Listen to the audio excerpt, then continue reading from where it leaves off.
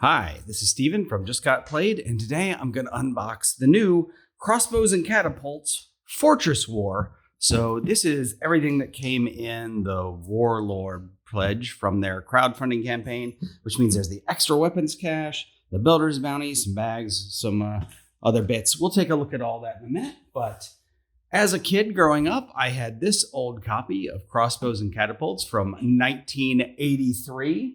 And I've played it with my kids and they enjoyed it. So I figured, hey, let's get this updated version. I like all the stuff, that comes from Restoration Games. This is normally a 2-player game. There you go, ages 7 and up. But, if you have a bunch of sets, you can play with as many people as you want. All right, so let's open this up and see what all is in there. I have my boys here today to help me if they want to play with some of the stuff. Say hello, boys. Hello. Hi. All right, Crossbows and Catapults. Now that's what you expect to see, right? So this is a bunch of bricks and, maybe the jail in there. All right, let's just open this up and take a look. And I'll compare this to some of the old pieces. So this is what one of the new castle bricks looks like. Here is one from the old sets. You can see that's a lot bigger. All right, cool. So there's one castle brick. And then there's the bridge that the gate goes under, I believe. Let's see what all else is in here. There's a lot of pieces. I did mention the jail. All right, so this is the jail piece. When you start the game, you give one of your warriors or something to the other player, and they put it in their jail. And if you knock the jail gate off, you freed that person, and they come back to you. So that's cool. There's stairs, and I don't know, like a turret? Yeah. Even with it's almost crenellations too. Crenellations? All right. Yeah, look at that. Is that what those are called? Crenellations? Yeah, look at you. You know more about castles than I do. All right. Cool. What's a book? All right. So I'm going to assume that these are the exact same stuff in that bag. So I'm not going to dump all those out, but I'll show you. There's a bag for the other color. Somewhere in here, there's probably an instruction manual that tells me what all these things are, but they're flags. So when you're laying out the space, it's actually not that big of a space, I don't think. Let me get my knife here and cut that open. All right. I think there's only 30 inches of space between you and your opponent. But yeah, here you go. Here's what the flags look like. All right. So they're flags from each different side. You use those to sort of delineate the battlefield. You can make it as wide as you want, but they suggest only 15 inches to the middle and then 15 inches to your opponent, right?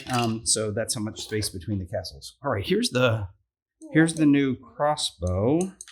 Yeah, well, let me get here. You take that. Let me move this over. And you do it by squeezing it. So let's get one of these out. These are called caroms. So can you hand me that other carom from the old game? The carom, thank you.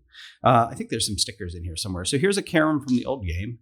So this is not as heavy, and it's shorter. So in the new one, so that's interesting. All right, so let's get this where the camera can see it. All right, and so I think what you do is you put that there, and then I think you have to with one hand squeeze it to launch it. With one hand, just squeeze it. Whoa! All right, that is how you shoot the crossbow. There you go. And then there's black for the other side. All right, so there's a bunch of different caroms. All right, these look like they are the gates that you slide in. Where's that bridge piece?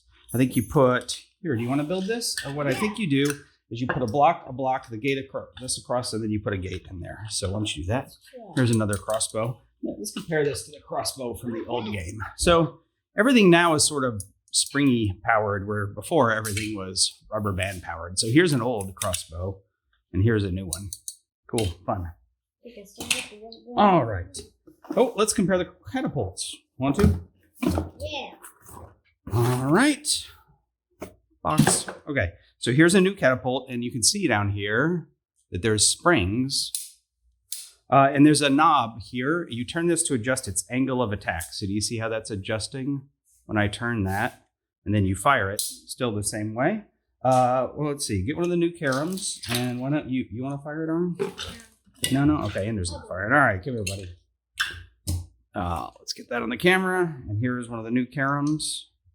And why don't you just fire it? So hold that down and launch it. Cool. Go get that piece. Thank you. All right. And here is the old catapult, rubber band powered. Yeah. So did you like the new one better than the old one? Yay! All right, cool. Good to Much hear. cooler. All right. Here's, oh, look at these topping parts for the two. Oh, yeah. Cool. Oh, look at that. These go up the top. You can put a guy in there, I guess. Maybe a guy behind there. It's interesting.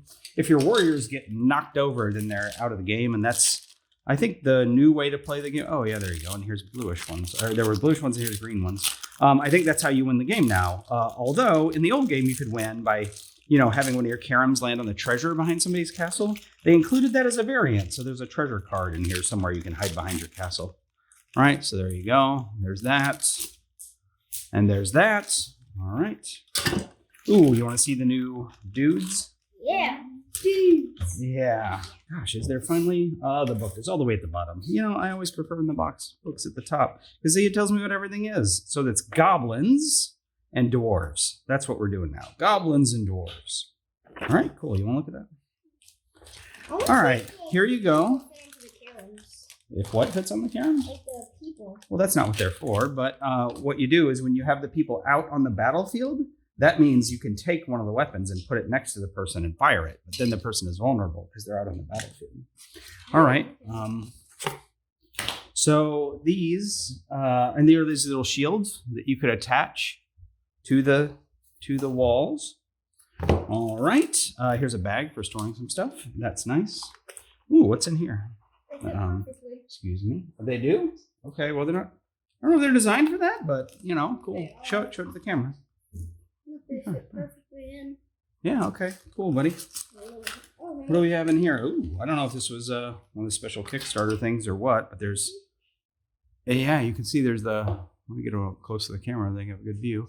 There's like a goblin and a dwarf there. You want to see? Mm-hmm. All right, we got some cards, and then what are these, like sticker sheets? Oh no, these are punch out terrain things. This terrain is provided for fun, is not part of the official game. Use it to decorate your play area or for some target practice. Okay, that's cool. You want to look at that? Here's some sticker sheets. All right, so here's some stickers that go on the caroms. That you can see it says go on the caroms and go on the gate. All right, so stickers. Here's some more stickers. These are also for fun, not part of the game. You can decorate your building pieces with these. All right. So that's kind of cool. All right, now let's take a look at these cards. All right, let me get that open. We're not going to read them all, buddy. I don't think. Yes, in 1 second. So there are different types of cards. There's like tactic cards and stuff. Okay, these are probably the treasure cards. Yep, the dwarf treasure and the goblin treasure. So you hide this behind your castle in one of the variants, and if a carom lands on it, your opponent beats you. All right, and then we have dwarf and goblin. There's some blank ones, tactics cards. Okay, so normally you have 2 of these tactic cards, but if your general has been defeated, then you only have 1 card. Anyway, they each tell you something to do. So put this dude behind your castle. He can be moved on your opponent's side of the battlefield, not their flank or castle. All right. Here's the armor. Put an ammo disc on her. On each of your future turns, if Karna is holding the disc, you get a bonus action. So as long as somebody doesn't knock it away.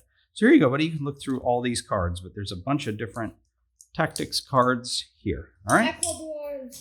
Okay. So now that is what comes in the Fortress War box. So I'm going to clear up a little space here, and then we'll look at the weapons cache and the builder's bounty and all the other stuff. All right, now let's look at all the extra stuff that came with this pledge. So here's the weapons cache. So let's see if you can tell me what these weapons are, buddy. What is this weapon called?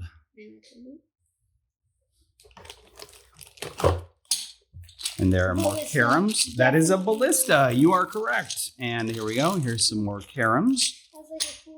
Here's some more stickers for the caroms. All right. And I can get this out of here, this annoying piece of cardboard. What do you think that is called, buddy? Trebuchet. Yes, that's right. That's called a trebuchet. How'd you know that? I I read books. Okay, good job.